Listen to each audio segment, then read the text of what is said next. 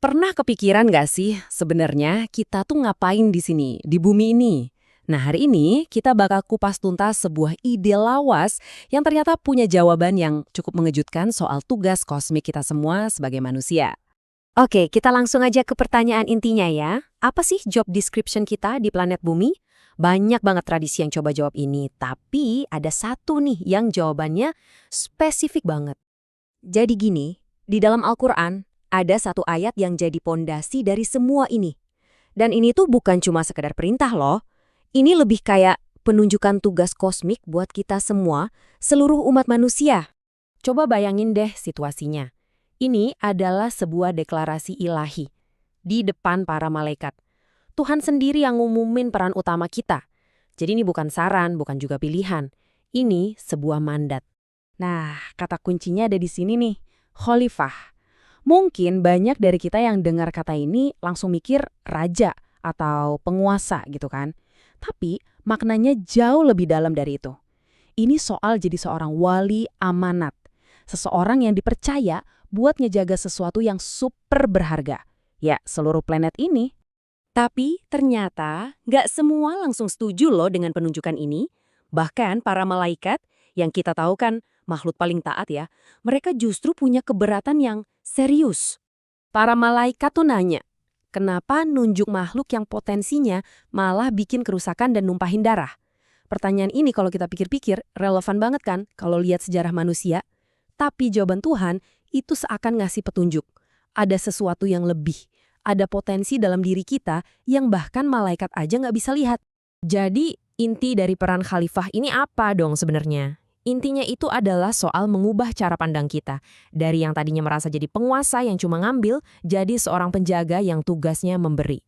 Selama ratusan tahun, para ahli ngejabarin ini jadi tugas-tugas yang konkret. Jadi ini bukan cuma konsep spiritual yang pasif ya, tapi ini tuh mandat aktif. Jaga lingkungan, tegakkan keadilan sosial, bangun dunia jadi lebih baik. Perannya tuh benar-benar mencakup semuanya. Nah ini dia nih beda kuncinya. Kalau penguasa, dia ngelihat bumi sebagai sumber daya buat dieksploitasi habis-habisan. Tapi kalau penjaga, dia ngelihatnya sebagai amanah yang harus dirawat baik-baik. Ini tuh soal pertarungan antara dominasi melawan tanggung jawab. Oke, konsepnya kedengeran keren dan mulia banget ya kan? Tapi pertanyaannya, gimana caranya kita bawa ide kuno ini ke dunia modern?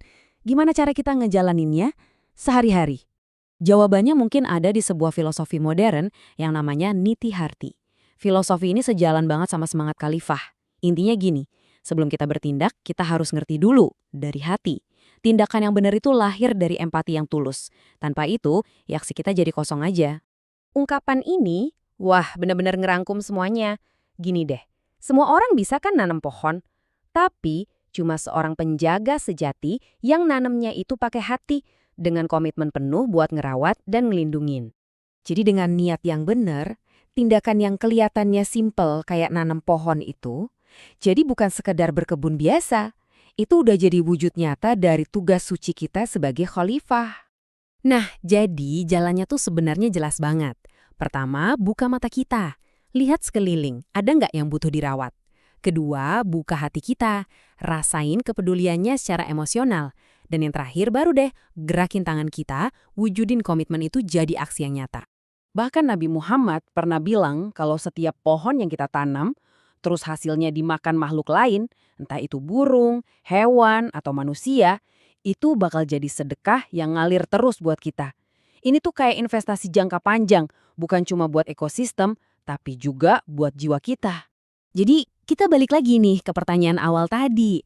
Mungkin ya, tugas kita yang sebenarnya di bumi ini bukan buat menaklukkan, tapi buat merawat. Mungkin kita semua ini ditakdirkan jadi tukang kebun. Tugasnya memelihara kehidupan dan ninggalin planet ini dalam kondisi yang lebih subur daripada pas kita datang. Dan ini dia puncaknya. Sebuah ajaran yang negesin kalau tugas kita buat merawat bumi itu sifatnya mutlak. Bahkan saat kiamat udah di depan mata sekalipun. Pas dunia mau berakhir pun, tindakan yang paling mulia itu justru menanam benih harapan. Sebuah pemikiran yang kuat banget ya buat kita renungin sama-sama.